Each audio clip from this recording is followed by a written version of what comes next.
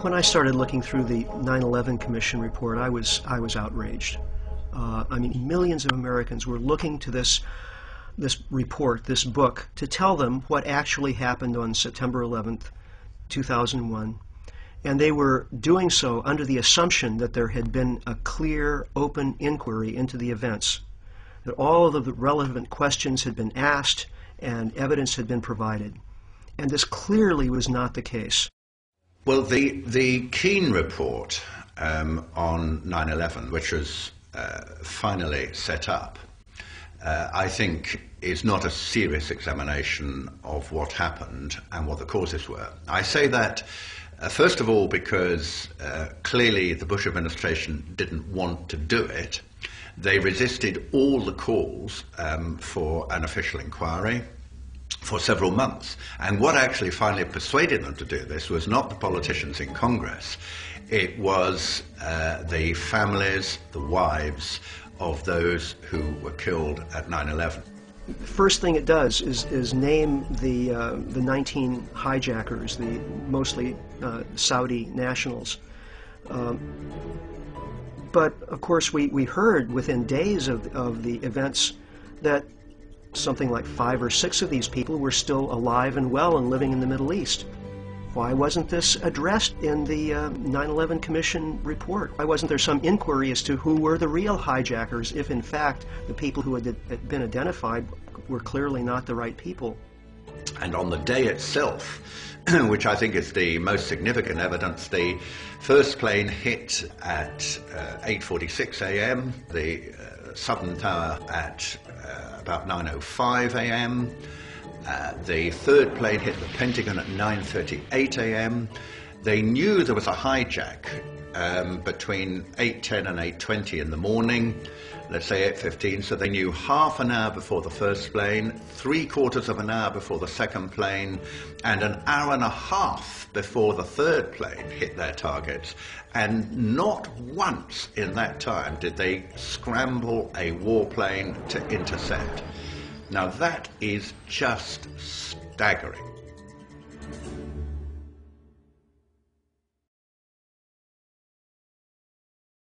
First, Bush tried to stop Congress from setting up its own 9/11 investigation. It's important for us to not reveal how we collect information. That's what the enemy wants. And we're fighting an enemy. When he couldn't stop Congress, he then tried to stop an independent 9/11 commission from being formed. The president's position was a break from history. Independent investigations were launched within days of Pearl Harbor and President Kennedy's assassination. But when Congress did complete its own investigation, the Bush White House censored 28 pages of the report. The president is being pressed by all sides to declassify the report. We have given extraordinary cooperation with Chairman Keane and Hamilton. We haven't gotten the materials we needed, and we certainly haven't gotten them in a timely fashion. The deadlines we set have passed. Will you testify before the commission? This commission? You know, I don't testify. I mean, I'd be glad to visit with them. The president named a supporter, Dr. Henry Kissinger, Secretary of State in the Nixon and Ford administrations, to head the panel. He has a penchant for secrecy, which is not what's needed here. There are questions about his role in Vietnam, his role in the coup in Chile. Several family members approached Kissinger and requested a meeting at his office in New York.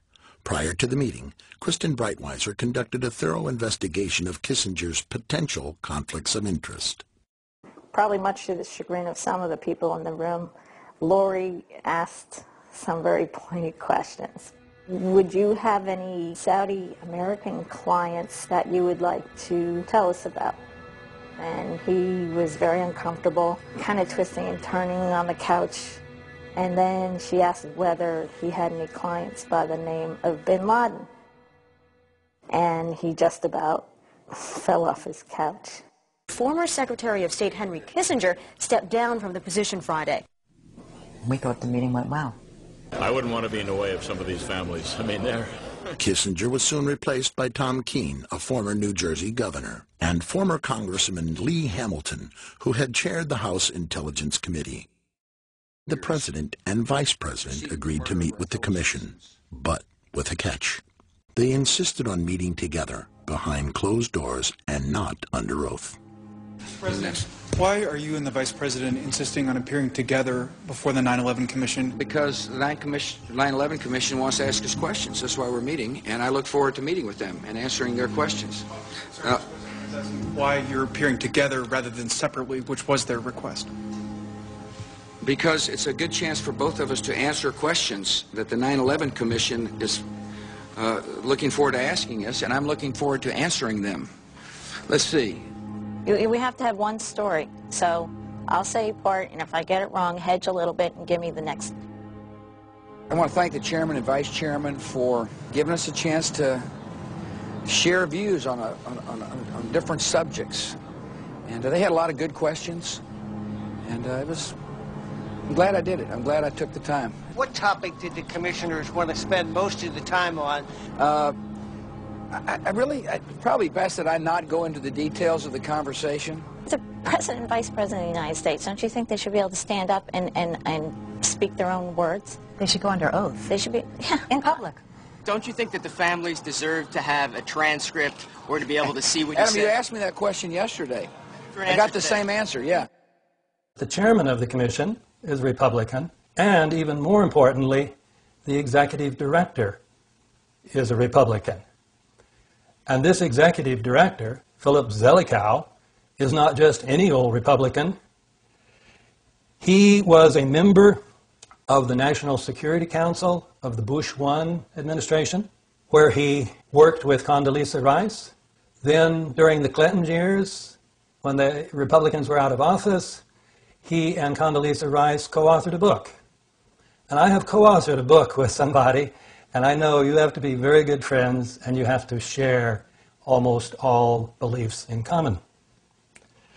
He then worked for the transition team for the National Security Council for the transition between the Clinton and Bush administrations. And finally then, he was appointed to Bush's Foreign Intelligence Advisory Board. So, the commission is definitely not independent, if you mean independent from the White House, because the executive director represents the perspective of the White House. Now, why is this important?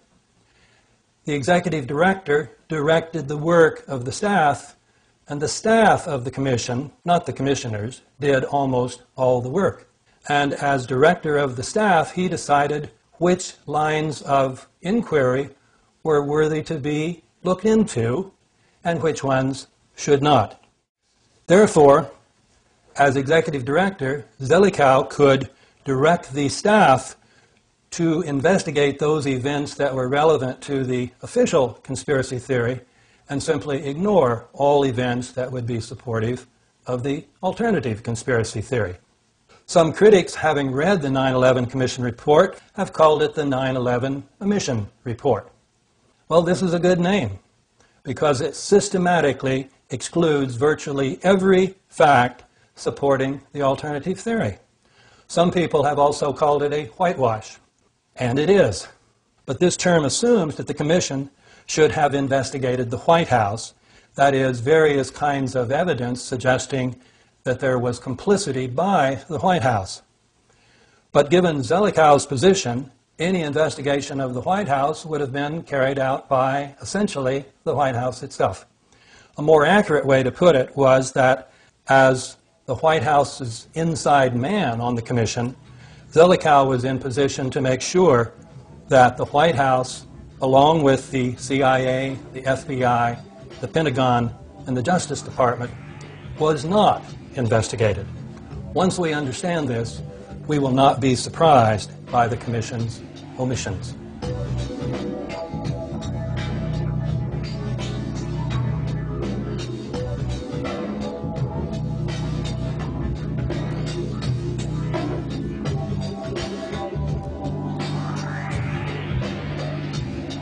Yeah, right.